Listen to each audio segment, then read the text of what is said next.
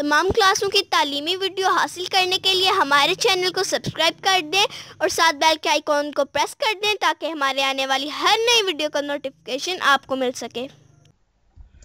اعوذ باللہ من الشیطان الرجیم، بسم اللہ الرحمن الرحیم۔ کوسٹن نمبر آ گیا 33 نمبر کوسٹن۔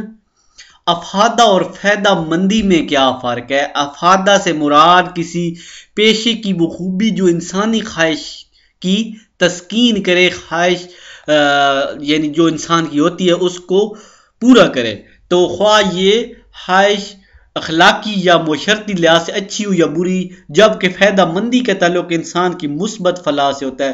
مثلا دودھ میں افادہ بھی ہے اور فائدہ مندی بھی، جبکہ نشہ آور اشیاء میں افادہ ہے مگر فائدہ مندی نہیں ہے۔ یعنی کوئی چیز انسان کی جو ضرورت پوری کرتی ہے وہ افادہ کہلاتی ہے۔ ضروری نہیں ہے کہ جو چیز افادہ مند ہو وہ فائدہ مند بھی ہو، افادہ اور فائدہ مند میں فرق ہے۔ معاشی قوانین کی مثلا یہ اوپر والی مثال دیتا ہوں کہ نشہ جو ہے وہ ایک منشی جو ہوتا ہے نشہ کرنے والا، اس کی وہ فائدہ مندی تو کرتا ہے، افادہ مندی، لیکن وہ اسے فائدہ نہیں دیتا۔ معاشی قوانین کی تعریف کریں۔ معاشی قوانین لوگوں کے یکساں طرز عمل کا اظہار ہے جو خاص حالات میں وہ اختیار کرتے ہیں، لہٰذا معاشی قوانین انسانی رجحانات کا نام ہے۔ یہ رجحانات مخصوص اسباب کے نتیجے میں ظاہر ہوتے ہیں، یعنی معاشی قوانین ایسے قوانین ہوتے ہیں جو لوگوں کے رویوں سے ظاہر ہوتے ہیں۔ کوسٹن نمبر آ گیا 35۔ صرف دولت کی تعریف کرے۔ دولت کا وہ حصہ جو ہم ضروریات زندگی پر خرچ کرتے ہیں صرف دولت کہلاتا ہے، مثلا خوراک، لباس اور رہائش وغیرہ۔ 36 نمبر کوسٹن ہے پروفیسر رابنس کی بیان کردہ معاشیات کی تعریف۔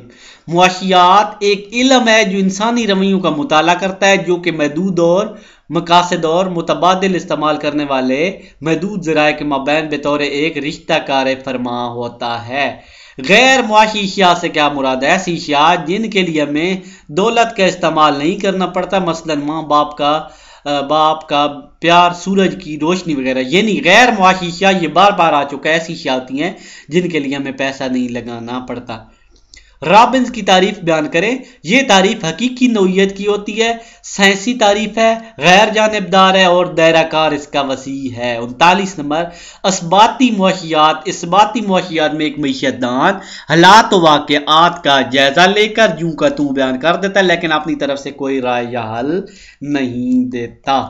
پیدائش دولت سے کیا مراد ہے؟ پیدائش دولت سے مراد ایسی اشیاء و خدمات کی پیداوار ہے جو انسانی خواہشات کو تسکین مہیا کرتی ہے۔